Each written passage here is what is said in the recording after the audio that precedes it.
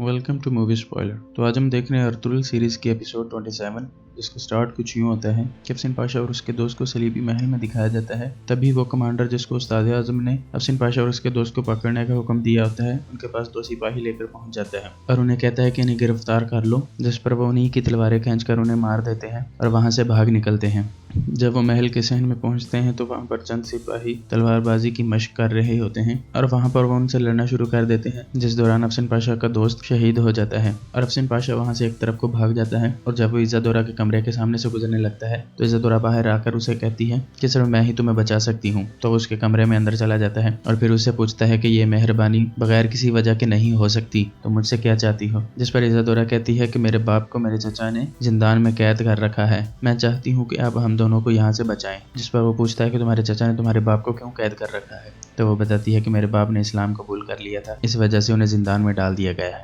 इधर तुर्गुत को जब जिंदान में वापस ले जाया जाता है तो वहां पहुंचकर वो अपनी जेल से आवाज लगाकर उस बूढ़े से पूछता है कि मुझसे एक लड़की ने पूछा था कि जिंदान में कोई जीवानी नाम का कैदी है या नहीं। जिस पर वो बूढ़ा शख्स कहता है कि क्या उस लड़के का नाम इज़्ज़ादौरा था? तो तुर्गुत कहते हैं उसका नाम यही था। तो वो बूढ़ा कहता है वो मेरी बेटी है। उसके बाद आइकस उस खेमे में जाती है जहाँ पर उस लड़की अस्मा को कैदी बनाकर रखा गया होता है और वहाँ पर उसको पीटना शुरू कर देती है। तभी दली दमीर उसका बाप वहाँ पर आता है और उसे वहाँ से ले जाता है। तो इधर अर्तुगरुल भी अपने साथियों के साथ कबीले में पहुंच जाता है, मगर उसके कबीले पहुंचने पर कोई भी खुश नहीं होता। लोग उसे देखकर मुंह फिर रहे होते हैं। तो बमसी दुआन से कहता है कि ऐसे लग रहा है जैसे हम मंगोलों के कबीले में आ गए हैं। तो अर्तुगरुल जब खेमे में दाखिल होता है तो देखता है कि सब खाना खा रहे होते हैं। फिर वो बारी बारी सबसे मिलता है। तभी बाहर एक शोर सा बर्पा हो जाता है और लोग सुलेमान शाह की सरदारी वाले खेमे में पहुंच जाते हैं और वो अर्तुगरुल से उन सिपाहियों के कत्ल का हिसाब मांग रहे होते हैं। जिस पर अर्तुगरुल सामने आता है और उनसे कहता है कि जिस भी शख्स ने मुझ पर ये इल्जाम लगाया है उसने कबीले में फूट डालने की कोशिश की है। आप लोग खुद ही बताएं कि मैं उन सिपाहियों को मार सकता हूं जिन्होंने मेरे साथ मंगोलों और सलीबियों के खिलाफ जंग में शिरकत की है। क्या मैं अपने उन भाइयों के साथ ऐसा करूंगा?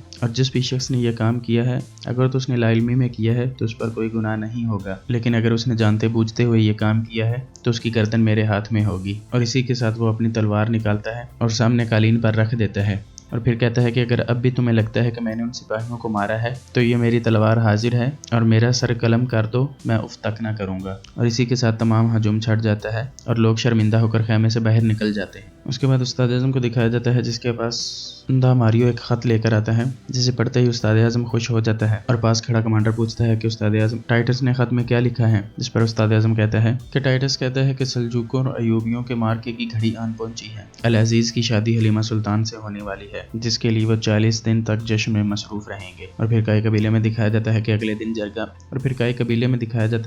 दिन जिरगा मुनक्कद होता है, जिसके अंदर सुलेमान शाह सबसे पहले कुर्दोगलू से सवाल पूछता है कि तुमने कैसे अर्तुगरुल पर इल्जाम लगाया कि उसने सिपाहियों को कत्ल किया है। जिस पर वो अपनी सफाई में कहता है कि आपने जो हुक्म गुंदोगदू को दिया था उसने वो रुका अर्तुगरुल को देकर हलब भेज दिया। तो मैंने आपके हुक्म की पासदारी के लिए कुछ सिपाहियों को अर्तुगरुल के पीछे भेजा, तो अगले दिन मुझे उनकी लाशें मिली। तो मुझे लगा कि अर्तुगरुल ने इन्हें मारा है, लेकिन जब वहां पहुंचकर मैंने इस बात की तहकीक की तो पता चला कि उन्हें सलीबियों ने मारा था। जिस पर वो उसी तीर का आधा हिस्सा निकाल कर सुलेमान शाह को दिखाता है। उसके बाद वो गुंदोगदू से पूछता है कि तुम लोग कैसे मेरे औताक में एक दूसरे के सामने खड़े हुए? जिस पर गुंदोगदू कहता है कि चचा ने हमारे खिलाफ साजिश कर दी थी और इल्जाम भी लगा दिया था, जिस वजह से मैंने अर्तुगरुल को हलब भेजा और खुद पीछे रहकर कबीले को सहारा दिया। उसके बाद सुलेमान शाह कुर्दोगलू से कहता है कि अगर आइंदा तुमने बगैर तहकीक किए किसी पर इल्जाम लगाया तो तुम्हें इस जमीन पर रहने के लिए जगह नहीं मिलेगी। उसके बाद सलीबियों के किले में तुर्गुत को दोबारा सहन में लाकर उसी चक्के के साथ बांध दिया जाता है और याददाश्त बढ़ाने वाली दवाई पिलाकर उसे घुमाना शुरू कर देते हैं। कुछ देर बाद सिपाही मौका पाकर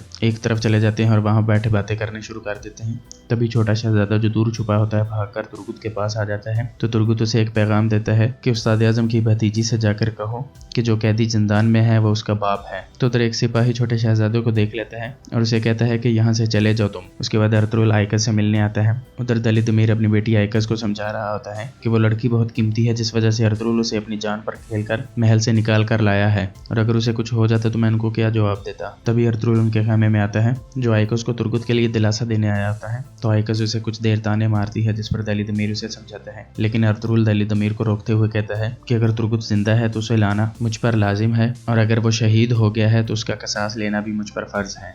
और इसी के साथ इस एपिसोड का इख्तिताम होता है। अल्लाह हाफिज।